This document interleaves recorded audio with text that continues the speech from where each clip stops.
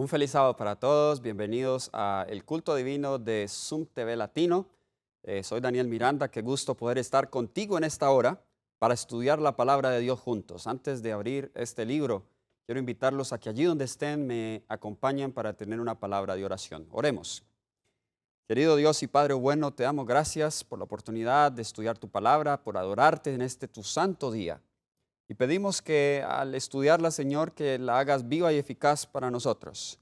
Que esta palabra, Señor, no retorne a ti vacía, pero que cumpla el propósito por el cual tú la enviaste. En el nombre de Jesús. Amén. Amén. En esta mañana quiero estudiar la vida de dos hombres que fueron usados por Dios para cumplir un propósito similar. Quiero estudiar sus métodos y tratar de entender algunas lecciones. Y estoy hablando de la vida de Jehú, rey de Israel, y la vida del profeta Elías. Le he titulado el tema Cuidado con la religión de Jehú. ¿Quién era Jehú? Vamos al libro de Primera de Reyes. Hoy tenemos muchos textos que vamos a citar, así que voy a comenzar sin más preámbulo con la palabra de Dios. Primera de Reyes, el capítulo 19, versículos 15 al 18. Primera de Reyes, capítulo 19, versículo 15 al 18. Dios comisiona a Elías tres cosas. Le dice en el versículo 15, le dijo, ve y vuelve por el mismo camino hacia el desierto de Damasco. Llegarás y ungirás a Hazael como rey de Siria. A Jehú, hijo de Nimsi, lo ungirás como rey de Israel. Y a Eliseo, hijo de Safat, de Abel Mejola, lo ungirás como profeta para que ocupe tu lugar. Al que escape de la espada de Hazael, Jehú lo matará, y al que escape de la espada de Jehú, Eliseo lo matará. Pero haré que queden en Israel 7,000, cuyas rodillas no se doblaron ante Baal, y cuyas bocas no lo besaron.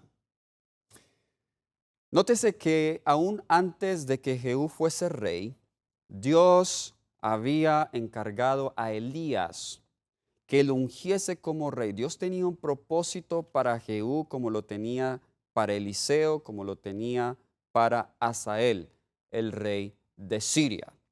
Entonces podemos decir que el llamado de Jehú era un llamado divino. Ahora, Elías no pudo cumplir todo este cometido completamente. Él solamente ungió a Eliseo, pero Eliseo se encarga de ungir a Jehú y también de comisionar a Hazael para que ellos pudiesen cumplir lo que Dios quería. En Segunda de Reyes, capítulo 9, versículos 1 al 3, Segunda de Reyes, capítulo 9, versículos del 1 al 3, vemos el ungimiento de Jehú. Ahora, esta da comienzo a una nueva dinastía de reyes en Israel. Hablando de Israel, estamos hablando del reino del norte, pues hasta este momento la dinastía de Omri, del cual Acab venía, y ellos habían cometido tal apostasía que Dios no podía seguir usando esta dinastía. Así que Dios levanta un nuevo rey que no es de la familia de Acab, Jehú, y nos dice acá en el versículo 1, entonces el profeta Eliseo llamó a uno de los hijos de los profetas y le dijo, ciñe tu cintura, toma esta redoma de aceite en tus manos y ve a Ramot de Galaad. Versículo 2, cuando llegues allá verás allí a Jehú, hijo de Josafat, hijo de Nimsi. Entra, haz que se levante de entre sus hermanos y llévalo a otra habitación.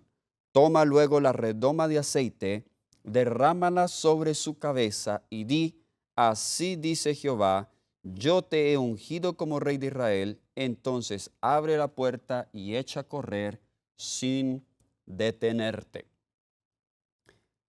Eliseo entonces envía a uno de sus siervos, los hijos de los profetas, con esta importante comisión. Entonces Jehú fue llamado por Dios. Jehú fue ungido por Dios. Y la misión que Dios le dio era una misión específica. ¿Cuál era la misión de Jehú? Leamos en versículo 6 al versículo 10. Segunda de Reyes, capítulo 9, versículo 6 al versículo 10. Jehú se levantó, entró en la casa. Entonces el otro derramó el aceite sobre su cabeza y le dijo, así dijo Jehová, Dios de Israel, yo te he ungido como rey del pueblo de Jehová de Israel. Herirás la casa de Acab, tu señor, para que yo vengue la sangre de mis siervos los profetas, la sangre de todos los siervos de Jehová derramada por la mano de Jezabel. Toda la casa de Acab perecerá y exterminaré a todo varón de Acab en Israel, tanto al siervo como al libre. Trataré a la casa de Acab como a la casa de Jeroboam, hijo de Nabat, y como a la casa de Baasa, hijo de Ahías. Versículo 10. A Jezabel se la comerán los perros en el campo de Jezreel, y no habrá quien la sepulte. Enseguida abrió la puerta y echó a correr. Entonces estamos viendo varios elementos. Número 1, Jehú es llamado por Dios. Número 2, Jehú es ungido por Dios. Número 3, a Jehú se le hace un llamado específico y una misión específica. ¿Cuál era? Traer juicios sobre la casa de Acab y quitar la adoración de Baal en Israel. Ahora Jehú fielmente comienza a cumplir ese cometido. Y eso lo leemos ahora, vamos a ver cómo él lo hizo en 2 de Reyes capítulo 20, versículos 20 al 26. 2 de Reyes el capítulo 9, perdón, 2 de Reyes 9, del 20 al 26. Jehú entonces decide ir, el rey Ocosías y el rey Joram estaban reunidos. Muy bien. Y cuando se escucha que Jehú viene, nos dice la palabra de Dios. Aquí en el versículo 20, el atalaya volvió a decir, también llegó hasta ellos, pero no vuelve. Se estaban mandando mensajeros, ¿vienes con paz?, le preguntaban, pero no venían. Entonces este atalaya dice, también llegó hasta ellos, pero no vuelve. Y el marchar del que viene es como el marchar de Jehú, hijo de Nimsi, pues viene como impetuosamente. Aquí estamos comenzando un poco a entender el carácter de Jehú. Nótese que los atalayas, que eran personas que se colocaban en los muros de la ciudad para que ellos vigilasen de algún peligro que se avecinase sobre la ciudad. Ellos podían reconocer, al menos este atalaya lo reconoció a Jehú cuando aún estaba lejos por su marchar impetuoso. Parece ser que los jinetes, de acuerdo a su personalidad, tenían también cierta manera en cómo marchaban en sus caballos. La personalidad de Jehú, nos dice acá, era impetuosa. Impetuosa. ¿Quién es una persona impetuosa? Una persona impetuosa es una persona que a veces actúa sin pensar. A veces no mide las consecuencias de sus actos. Es una persona que se jacta muchas veces de su firmeza, ¿ok? De su franqueza. Dice, viene impetuosamente. Versículo 21. Entonces dijo Joram, unce el carro. Cuando estaba uncido su carro, salieron Joram, rey de Israel, y Ocosías, rey de Judá, cada uno en su carro, y partieron al encuentro de Jehú, al cual hallaron en la heredad de Nabot, el de Jezreel. Cuando vio Joram, versículo 22, dijo, ¿vienes en son de paz, Jehú? Él respondió, ¿qué paz puede haber con las fornicaciones de Jezabel tu madre y sus muchas hechicerías? Entonces, nos dice acá, entonces Joram volvió a las riendas y huyó mientras le gritaba a Ocosías, traición, Ocosías. Pero Jehú tensó su arco e hirió a Joram por la espalda, la flecha le atravesó el corazón y él cayó en su carro.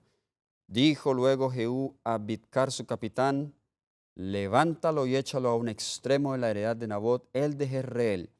Acuérdate que cuando tú y yo íbamos juntos con la gente de Acab, su padre, Jehová pronunció esta sentencia sobre él. Versículo 26, yo he visto ayer la sangre de Nabot y la sangre de sus hijos, dijo Jehová, y en esta misma heredad te daré tu paga, dijo Jehová. Levántalo pues ahora y échalo en la heredad de Nabot, conforme a la palabra de Jehová. ¡Wow!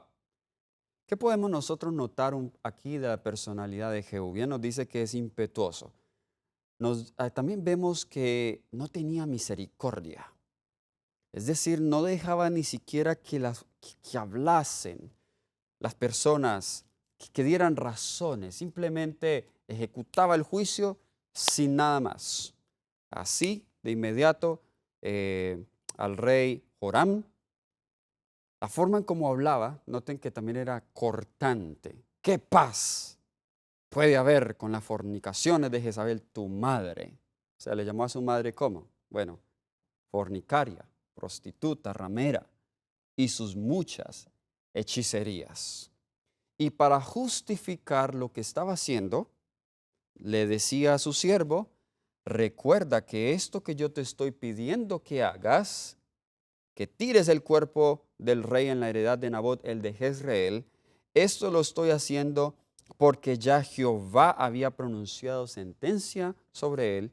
Y al final del versículo 26 dice, conforme a la palabra de Jehová.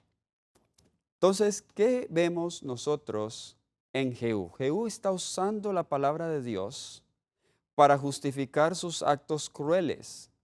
Forza al pueblo a guardarla. Nótese que a su siervo, a Bidkar, su siervo, el versículo 25, le da una orden, pero usa la palabra para que el siervo forzadamente lo haga. Claro, el detalle no es tan claro aquí, pero el hecho que él dé estas razones religiosas y use la palabra de Dios es quizá porque él sabía que su siervo no se sentiría cómodo haciéndolo, pero él dice lo tienes que hacer porque es palabra de Dios. Lo mismo nosotros vemos aquí en el versículo 36 y 37 en cuanto a la muerte de Jezabel. Ahora, yo sé que algunos al leer esto pueden estar en desacuerdo conmigo y decir, no, es que al pecado hay que llamarlo por su nombre. No hay que ser tan suaves. Vamos a ver, y ahora tengo unas citas del Espíritu de Profecía muy interesantes al respecto. Si usted lee esta historia superficialmente, no va a ver estos elementos. Pero cuando nosotros contrastamos a Jehú con Elías, vamos a ver que aunque ambos tenían una misma misión, la misión de acabar con la apostasía en el pueblo, los dos usaron métodos distintos. Y ese es el punto que yo quiero enfatizar en ese sermón. Es mi idea principal. Hay personas que tienen el espíritu impetuoso de Jehú y están haciendo lo que es bueno. Y se justifican y tienen buena justificación porque hay justificativo en la palabra de Dios para hacerlo. Pero el punto es que su carácter, es que la forma en cómo lo hace, la verdad no recomienda mucho su causa. Y por eso aquellos de nosotros que queremos defender una buena causa, nos vemos impedidos muchas veces por el mal testimonio de estos Jehús modernos, que con su carácter y su temperamento no santificado están destruyendo esta buena causa de reforma que Dios nos ha encomendado. Muy bien, nos dice entonces acá en el versículo 36 y 37, otro ejemplo de cómo Jehú utiliza la palabra de Dios para justificar sus actos crueles. Versículo 36 y 37. Nos dice, entonces regresaron a comunicárselo y él dijo, esta es la palabra de Dios que pronunció por medio de su siervo Elías, el tisbita, en la heredad de Jezreel, se comerán los perros la carne de Jezabel. El cuerpo de Jezabel será como estiércol sobre la superficie del campo en la heredad de Jezreel, de manera que nadie pueda decir, esta es Jezabel. Ahora, aquí hago un paréntesis. Algunas personas dirán, bueno, Jehú simplemente estaba diciendo o estaba haciendo lo que Dios le dijo. Yo tengo aunque él lo estaba haciendo, sí, Dios sí lo dijo, pero yo tengo una manera distinta de interpretar estos pasajes. A ver, ¿será que Dios era su voluntad que estos juicios cayeran sobre estas personas de esta manera tan sangrienta y falta de misericordia?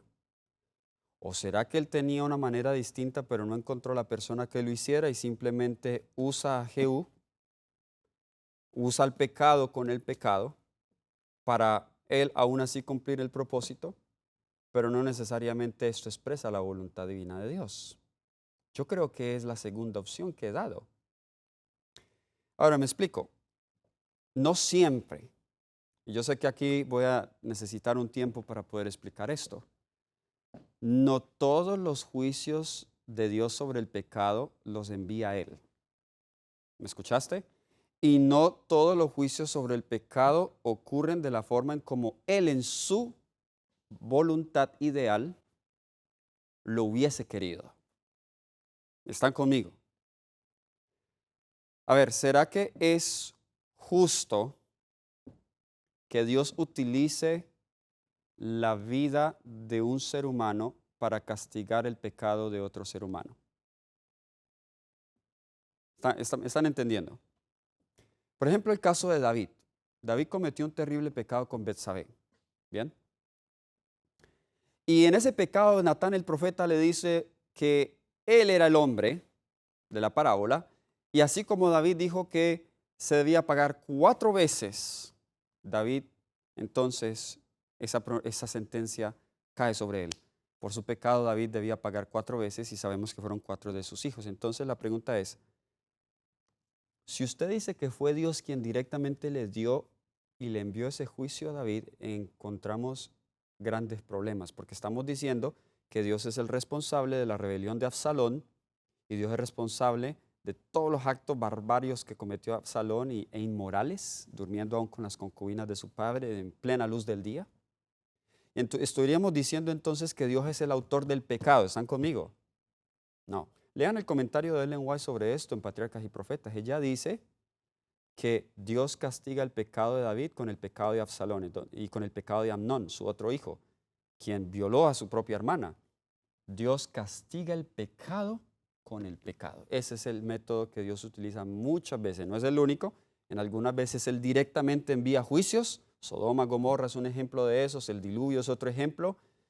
Pero en estos casos Dios utiliza el pecado de alguien. Él no lo crea, pero Él sabe que ese pecado va a afectar a otra persona. Entonces los actos de esta persona los castiga con los actos de esta otra persona.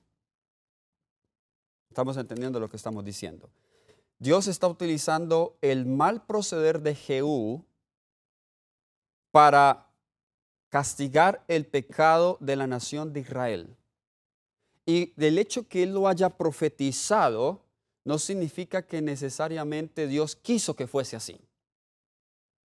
Él lo profetizó porque él sabe el fin desde el principio. Jehú no entiende esta parte y Jehú está justificando lo que Dios profetizó y dice, Dios dijo que así iba a pasar y así lo iba a hacer. Bueno, él simplemente está cumpliendo o está demostrando que lo que Dios dijo en realidad iba a pasar así. ¿Bien? Muy bien. Lo que vemos entonces en el capítulo 9 de Segunda de Reyes es que los juicios de Jehú no tienen advertencia o misericordia. Vemos aquí, por ejemplo, que la muerte de Jezabel, las declaraciones duras sobre los reyes, se ejecuta juicio sin la ayuda de Dios, es solamente por su mismo celo. Ahora vamos al capítulo 10, el capítulo 10 donde Jehú extermina a la casa de Acab. Vamos a leer a partir del versículo, vamos a leer el versículo 9. Segunda de Reyes, capítulo 10, versículo 9, los hijos de Acab tenían una reunión, Jehú tramó un plan para poder destruirlos y el versículo 9 nos dice, a la mañana siguiente salió Jehú y puesto en pie dijo a todo el pueblo, vosotros sois inocentes. Fui yo quien conspiró contra mi señor y le dio muerte, pero ¿quién ha dado muerte a todos estos? Ahora les doy un poco de contexto. Jehú había dicho que aquella persona que no matase a uno de los hijos de Acab cuando estaban reunidos ahí en el templo de Baal, que esa persona tenía que pagarlo con su propia cabeza. Así que una vez hay esta matanza de todos los hijos de Acab, los 70 hijos de Acab. Entonces ahora Jehú les dice en el versículo 9, bien, sí, yo fui quien conspiró contra mi señor, el plan fue mío. Ah, no, pero yo no los maté, yo no los maté.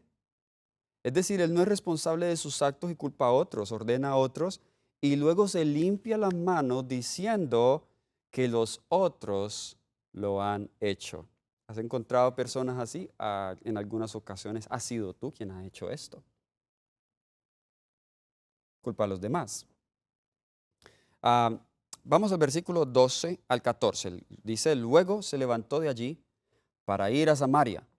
Y en el camino llegó a una casa de Esquileo de los pastores. Halló allí a los hermanos de Ocosías, rey de Judá, y les preguntó, ¿quiénes sois vosotros? Ellos respondieron, somos hermanos de Ocosías, y hemos venido a saludar a los hijos del rey y a los hijos de la reina. Entonces él dijo, apresadlos vivos. Después que los tomaron vivos, los degollaron junto al pozo de la casa de Esquileo. Eran 42 varones y no quedó ninguno de ellos. Él está prácticamente borrando aquí toda la casa del rey, el linaje de David, el linaje de Judá está en peligro aquí, el linaje por quien iban a ser el Mesías. Bien, sin misericordia, de nuevo vemos, sin advertencia. Jehú actuaba lleno de celo. En vez de edificar, derribaba. En una ocasión, vamos a leerlo en Segunda de Reyes 10, versículos 16 y 17. De nuevo está interactuando con su siervo después de la muerte de los hermanos de Ocosías. Y esto es lo que nos dice acá. De hecho, vamos a leer desde el versículo 15, ¿ok?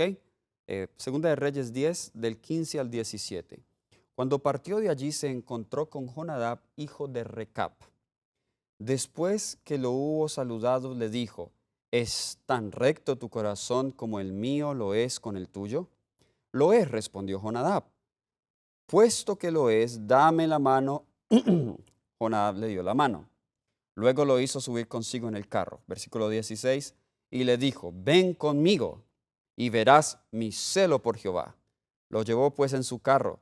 Luego que Jehú llegó a Samaria, mató a todos los descendientes de Acab que allí habitaban, que allí habían quedado, hasta exterminarlos conforme a la palabra que Jehová había anunciado por medio de Elías. Quiero enfatizar esta frase en el versículo 16, que él le dice a Jonadab, le dice, ven conmigo y verás mi celo por Jehová. He conocido en mi experiencia en la iglesia, he conocido muchos modernos Jehús modernos, quienes tienen mucho celo por Jehová.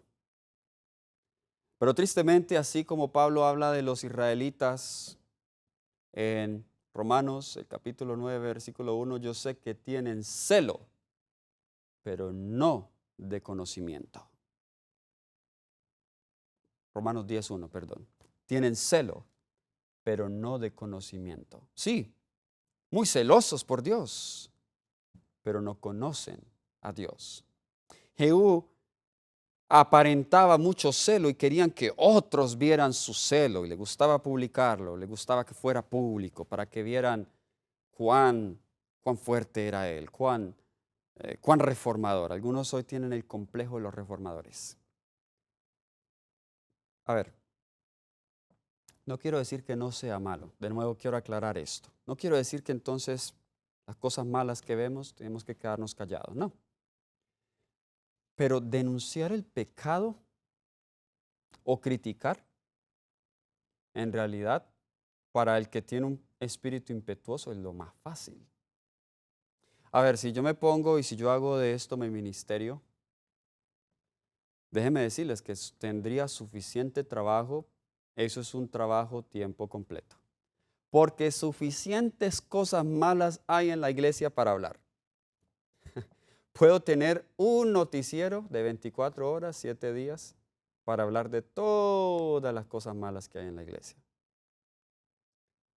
Pero, ¿será que eso es lo que Dios me ha llamado?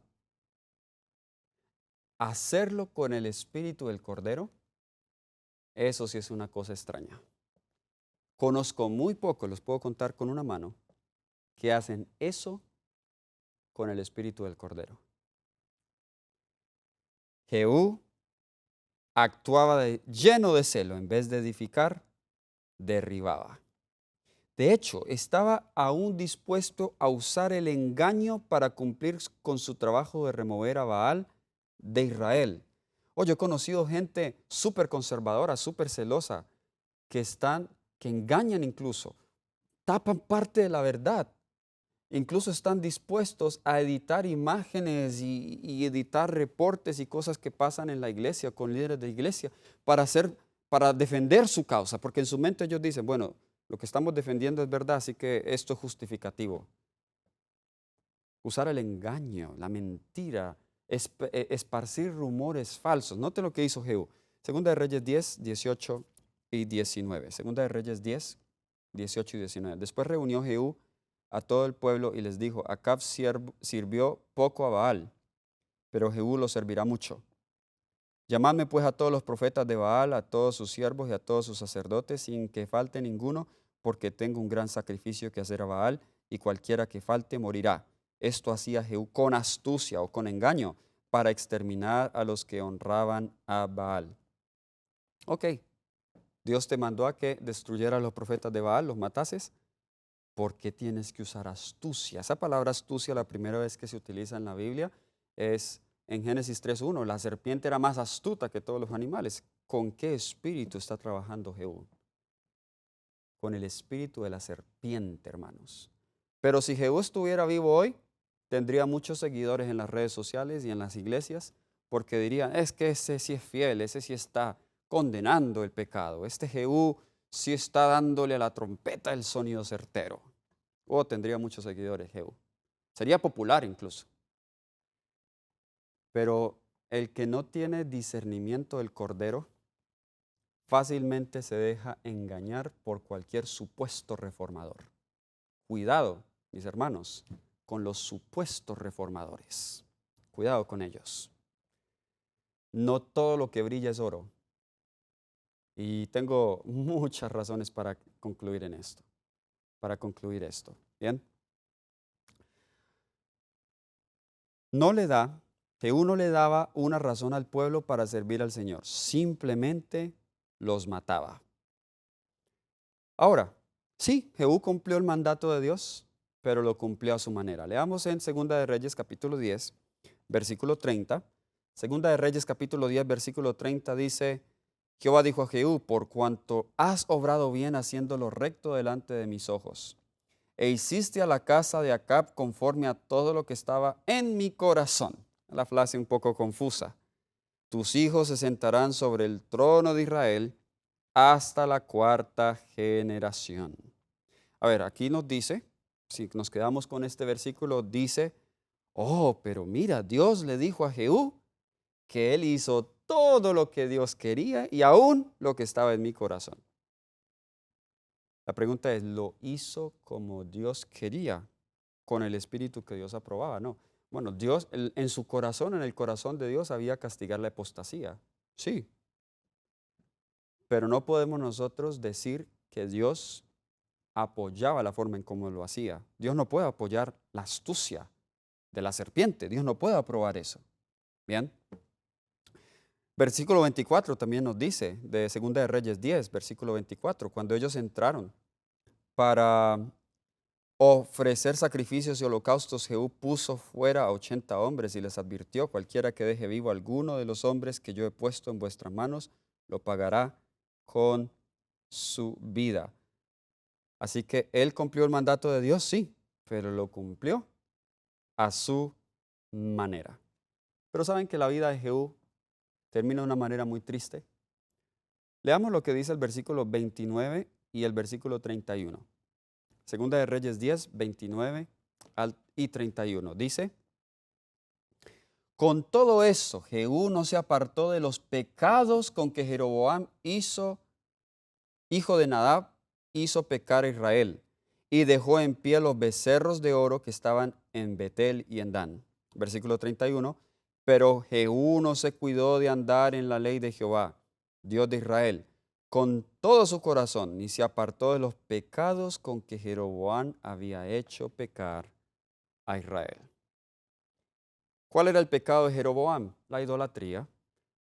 ¿Qué estaba Jehú condenando en los Baales? Pues la idolatría. Pero Jehú, como muchos de los supuestos reformadores hoy, Jehú terminó cometiendo los mismos pecados que le estaba acusando, por los cuales mató a la gente. Jehú era un verdadero hipócrita. Oh, es muy fácil, Jesús no pudo haberlo dicho mejor. Ver la viga o ver la paja en el ojo del hermano, pero no ver la viga en nuestro ojo. Es muy fácil. Es muy fácil ver los errores de otros de la iglesia y no ver los míos. Y algunos son parciales, solamente publican lo malo. Ojalá hicieran lo mismo con las cosas buenas, porque hay cosas buenas también que publicar. Pero eso no les gusta porque como ya hay un prejuicio contra la iglesia, entonces su intención es presentar la iglesia en su imagen más negativa. Porque si presentan algo positivo, el temor es que, ahora la gente también va a seguir apoyando la iglesia porque hay cosas buenas y eso no quieren. Eso es lo que hay detrás. Pero ese espíritu es el espíritu de la serpiente.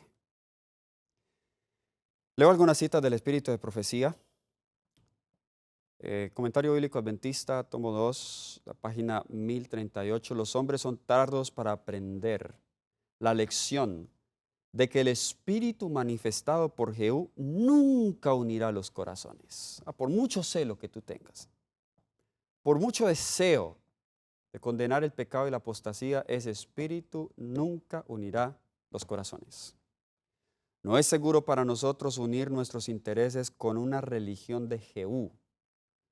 Y ahí viene el título de este tema, lo usó Ellen White, religión de Jehú le llama a ella. O sea, esto es un tipo de religión distinta y contraria a la religión de la iglesia remanente. Porque esto resultará en traer tristeza de corazón a los verdaderos obreros de Dios. Dios no ha dado a ninguno de sus siervos la obra de castigar a aquellos que no presten atención a sus advertencias y amonestaciones. Cuando el Espíritu, ahora, pausa aquí. Una evidencia de que una persona actúa en celo es que cuando la contradicen se enoja y pierde su dominio propio y cree que lo toma muy personal. Esa es una evidencia clara que esa persona no está siendo actuada por el Espíritu de Cristo. Bien. Dios no ha dado a ninguno de sus siervos la obra de castigar a aquellos que no presten atención a sus advertencias y amonestaciones. Cuando el Espíritu Santo permanezca en el corazón, conducirá a la gente humana a ver sus propios defectos de carácter, a tener compasión por la debilidad de los demás, que se publicaran los errores de otros, si es que, de hecho eso no creo que es bíblico, pero cuando es público, pues bueno, hay que hacerlo público, pero que se hiciese con compasión por la debilidad de otros. Ese es el espíritu del Cordero. A perdonar como Él deseaba ser perdonado. Él será compasivo, cortés como Cristo. Otra cita, Signs of the Times, 20 de noviembre de 1884. Hay muchos cuya religión consiste en actividades. Ellos quieren estar involucrados y tener el mérito de hacer alguna gran obra, mientras que las pequeñas gracias que van a formar el carácter cristiano agradable se pasan por alto completamente. El servicio ocupado y desbordante, que da la impresión de que uno está haciendo un trabajo maravilloso, no es aceptable para Dios. Es un espíritu de Jehú que dice, ven, mira mi celo por el Señor. Es gratificante para uno mismo. Alimenta un sentimiento autocomplacente, pero todo el tiempo el alma puede estar contaminada con la plaga y la mancha del egoísmo incontrolado, no subyugado. Esta cita entonces demuestra otro grupo que cae y encaja en la religión de Jehú. No solamente son los críticos, sino son aquellos que tienen un espíritu desbordante y que siempre aparentan y quieren ellos que la gente vea que ellos están haciendo algo grande por Dios. Y siempre están en actividades de aquí para allá y consideran el siempre estar ocupados como una señal de consagración y de espiritualidad. condenan a otros por no trabajar al mismo ritmo que ellos condenan, que ellos siguen, y dicen, ven, mira mi celo por el Señor. Discurso Maestro de Jesucristo, página 108. Esta cita me encanta. Yo espero que ustedes, hermanos, puedan ver lo que hay aquí, como Dios me ha permitido verlo. Dice, cuando los hombres, voy a leerla muy lentamente para que aterrice en sus mentes de una manera suave y se quede allí. Cuando los hombres alientan ese espíritu acusador, no se contentan con señalar lo que supone es un defecto de su hermano, sino logran por medios moderados introducirlo a hacer algo que ellos consideran necesario, recurrirán a la fuerza. Tremenda cita. Cuando una persona ahora, uno dice, bueno, no estoy utilizando la fuerza. Hay varias maneras de utilizar la fuerza. Manipulación religiosa, espíritu de condenación, crítica a aquellos que rechazan lo que yo prediqué. Hay muchas maneras de usar la fuerza. No tenemos que usar la hoguera para eso. Esta otra cita, El otro poder, página 72, dice, la verdad debería ser presentada con tacto, suavidad y ternura de lo alto. Debería proceder de un corazón que ha sido ablandado y simpatiza con el pecador.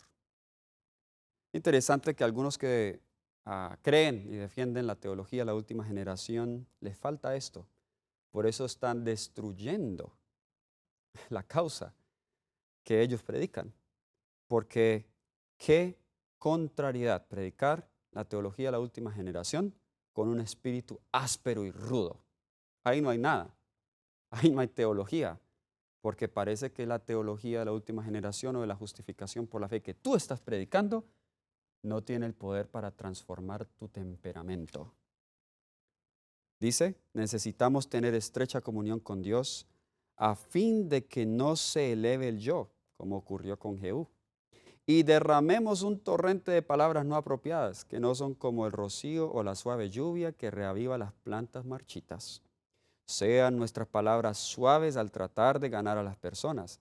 Dios será la sabiduría para quien busca sabiduría de la divina fuente. Otro ejemplo de la religión de Jehú es usar las formas de la religión para reemplazar la verdadera piedad. Hablando de Saúl, que es un caso similar en Patriarcas y Profetas, página 609, nos dice, Saúl había perdido el favor de Dios y sin embargo no quería humillar su corazón con arrepentimiento. Lo que le faltaba en piedad verdadera, quería suplirlo con su celo en las formas religiosas. Hay personas que, y esto lo hacen inconscientemente, para suplir, para suplir lo que les falta espiritualmente, pues son más estrictos en las formas externas. Y eso es lo que hizo Saúl. Bueno, voy a sacrificar más para Dios. Oh, mira qué consagrado soy. Pero eso nunca ante Dios va a compensar tu falta de espiritualidad. Patriarcas y Profetas, página 612, dice, los que están más dispuestos a excusarse o justificarse en el pecado son a menudo los más severos para juzgar y condenar a los demás. Muchos como Saúl atraen sobre ellos el desagrado de Dios, pero rechazan los consejos y menosprecian las reprensiones. Aun cuando están convencidos del que el Señor no será o no está con ellos, se niegan a ver en sí mismos la causa de su dificultad. Albergan un espíritu orgulloso y jactancioso, mientras se entregan a juzgar y reconvenir cruel y severamente a otros que son mejores que ellos.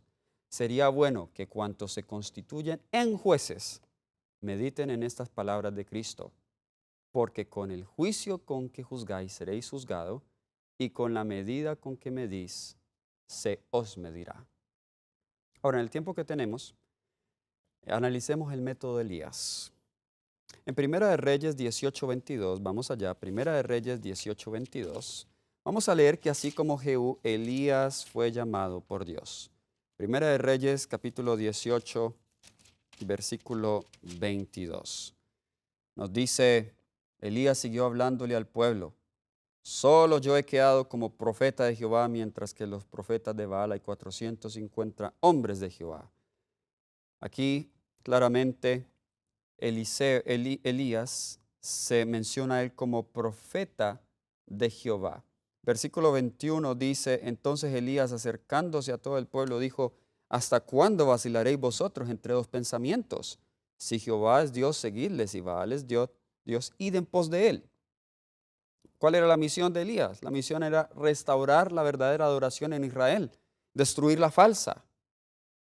Pero a diferencia de Jehú, en el versículo 21, vemos que Elías les da una opción a que el pueblo escoja. Él no los extermina sin misericordia, directamente como Jehú lo hacía. Elías da un mensaje fuerte, pero les da una opción. Ok, aquí está la opción: seguir a Dios o seguir a Baal. Elías también usó la palabra de Dios para apelar a la razón y les dio oportunidad de escoger. Les dio oportunidad de escoger.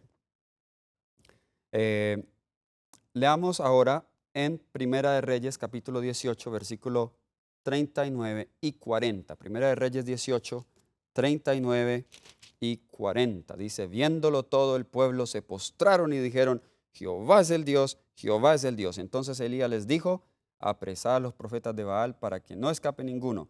Ellos los apresaron y Elías los condujo al arroyo de Sisón y allí los degolló. ¿Fueron los juicios de Elías fuertes también? Sí, fueron. Sí, mira, imagínense, degollar a los profetas de Baal. Pero Elías está cooperando con Dios. Él hace esto después que el mismo pueblo toma una decisión. ¿Ok? Ahora, alguien dirá, bueno, cuando Jehú los mató es porque ellos ya habían tomado una decisión. No, la Biblia claramente no nos dice eso, pero nosotros vemos que el proceder de Dios es siempre hacer un llamado, ¿ok? Aún a las personas antes de juzgarlas. Ahora vemos también que Elías, en 1 Reyes 18, 1 y 2, se hace responsable de traer juicios al presentarse al rey. Vamos a leer acá, 1 Reyes capítulo 18, versículos 1 y 2. Pasó mucho tiempo y 3 años después llegó la palabra de Jehová a Elías diciendo, ve, muéstrate a Acab, yo haré llover sobre la faz de la tierra. Fue pues Elías a mostrarse a Acab en Samaria. El hambre era grave. Así que Elías va con un mensaje al rey. Le dice que yo haré llover sobre la faz de la tierra. Elías entonces, en los juicios que Dios daba, Elías se aseguraba que era Dios que estaba hablando. Elías no obraba en su propio celo. Sí, Dios fue quien retiró la lluvia, Dios es el que va a hacer volver la lluvia. Y lo que Elías estaba haciendo era en cooperación con Dios. Tenía celo por el honor de Dios. Elías mostró la necesidad de adoración a Baal, restableció las escuelas de los profetas para educar al pueblo y restaurar la vida espiritual. Elías restauró el altar de Dios allí en el monte Carmelo que estaba destruido. Elías usó la verdad, realizó milagros para probar quién era el Dios verdadero. Entonces los que escogieron desobedecer en vista a la clara evidencia fueron asesinados. Es decir, en el caso de Elías vemos que Dios por medio de él da más evidencia de quién es Dios y como resultado son asesinados. No se puede culpar a Elías de que era violento y sin misericordia. Elías cumplió su llamado de acuerdo a Dios y finalmente fue trasladado al cielo por su fidelidad a su llamado. Elías es un tipo de los fieles que vivirán en los últimos días. Es interesante, vamos a Malaquías, capítulo 4, versículos 5 y 6, donde se nos dice que en los últimos días Dios levantaría a Elías de nuevo y él haría un trabajo. Nos dice en Malaquías el capítulo 4, versículos 5 y 6. Nos dice, yo os envío al profeta Elías antes de que venga el día de Jehová grande y terrible. Él hará volver el corazón de los padres hacia los hijos y el corazón de los hijos hacia los padres, no sea que yo venga y castigue la tierra con maldición. Yo creo que aquí se refiere al tercer Elías. Interesante, la Biblia no habla de Jehú, la Biblia habla de Elías.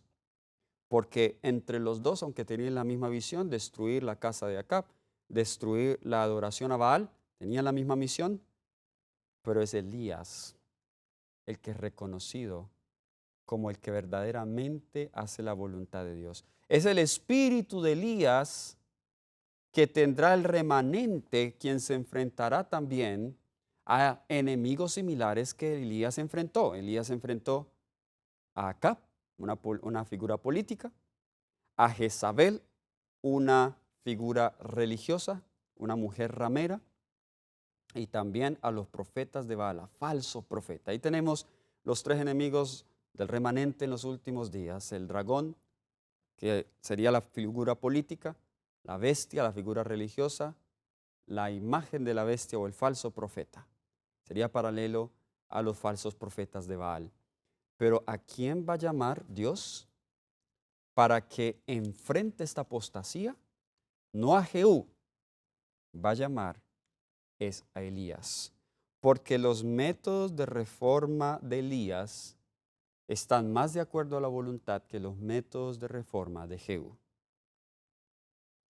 ¿Cuáles eran, en concluir, los métodos de reforma de Jesús?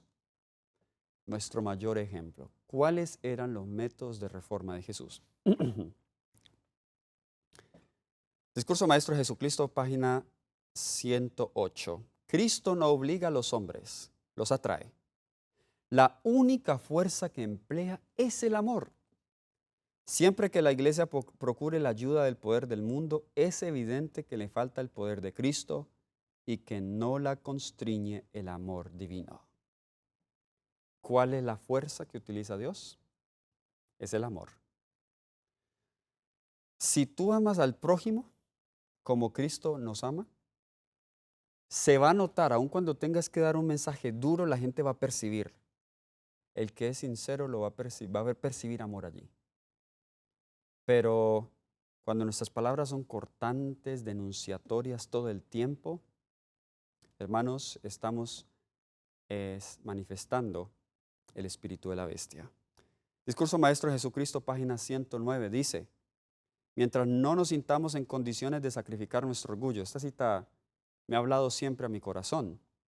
Mientras no nos sintamos en condiciones de sacrificar nuestro orgullo y aún de dar la vida para salvar a un hermano desviado, noten, de dar la vida, no habremos echado la viga de nuestro propio ojo, ni estaremos preparados para ayudar a nuestro hermano.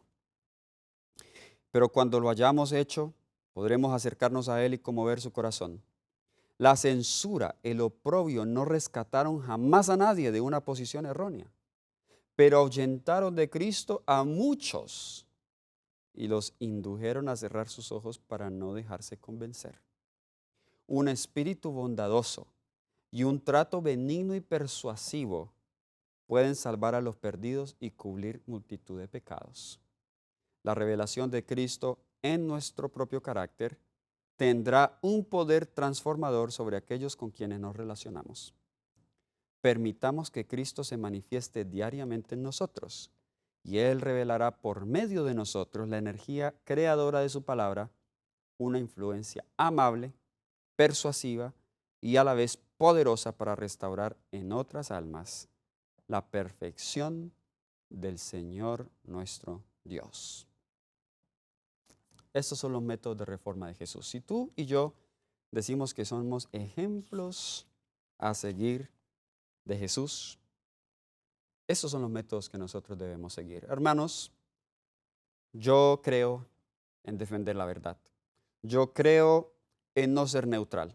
Yo creo en este mensaje. Yo creo y soy consciente de las cosas que están hoy amenazando a la iglesia de Dios.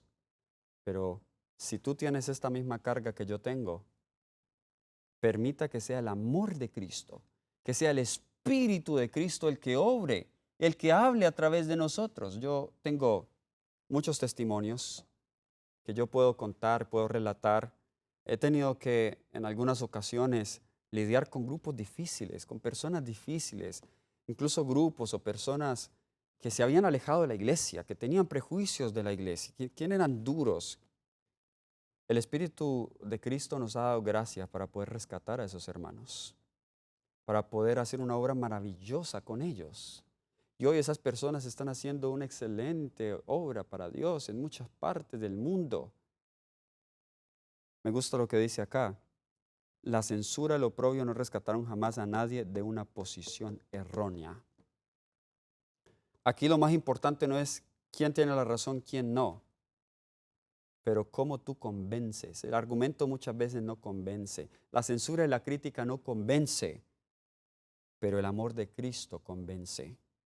Es más convincente que las muchas cosas y métodos que nosotros utilizamos hoy.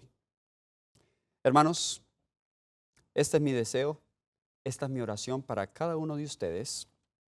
Quiera Dios que nos ayude a ser como Jesús, manso y humilde de corazón. Quiero terminar con las palabras que Juan escribió en su epístola.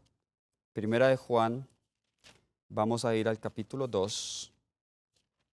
Ya les doy los versículos. Primera de Juan, capítulo 2, versículo 7 al versículo 10. Primera de Juan, capítulo 2, versículo 7 al 10. Hermanos, no os escribo un mandamiento nuevo, sino el mandamiento antiguo que habéis tenido desde el principio. Este es el mandamiento. Este mandamiento antiguo es la palabra que habéis oído desde el principio. Y sin embargo os escribo un mandamiento nuevo, que es verdadero en él y en vosotros, porque las tinieblas van pasando y la luz verdadera ya alumbra. El que dice que está en la luz y odia a su hermano está todavía en tinieblas. El que ama a su hermano permanece en la luz y en él no hay tropiezo. Versículo 11, pero el que odia a su hermano no está en tinieblas y anda en tinieblas y no sabe a dónde va porque las tinieblas le han cegado los ojos. Yo puedo decir que yo tengo la verdad, que conozco la verdad, pero si yo odio a mi hermano, y odiar no es aborrecer, odiar es simplemente no amar. Y con las palabras duras y censuras yo demuestro muchas veces que yo no odio, que yo no amo a mi hermano. La Biblia nos dice, si ese es nuestro espíritu, estamos en tinieblas, no sabemos a dónde vamos, porque las tinieblas nos han cegado los ojos. Que el Señor nos ayude. Vamos a orar. Querido Padre Celestial, que moras en las alturas de los cielos, este es un mensaje que no es fácil de dar, porque sé, Señor, que allá afuera muchos de tus hijos, quienes defienden la verdad, quienes desean ver mejores cosas en la iglesia, Señor, son sinceros. Pero oro que para que tú les des de tu espíritu, para que la causa que ellos defienden pueda ser recomendada por el amor de Jesús. Que los oponentes no tengan, Señor, excusa de usar su mal temperamento para rechazar la verdad. Que la verdad pueda ser acompañada con la humildad de Cristo, para que pueda tener mejor recepción en aquellos que le escuchan. Ayúdanos a avanzar en esta obra, Señor, que tú nos has dado, a ser fieles a ti en todo. En el nombre de Jesús. Amén. Dios les bendiga, que tengan un feliz sábado.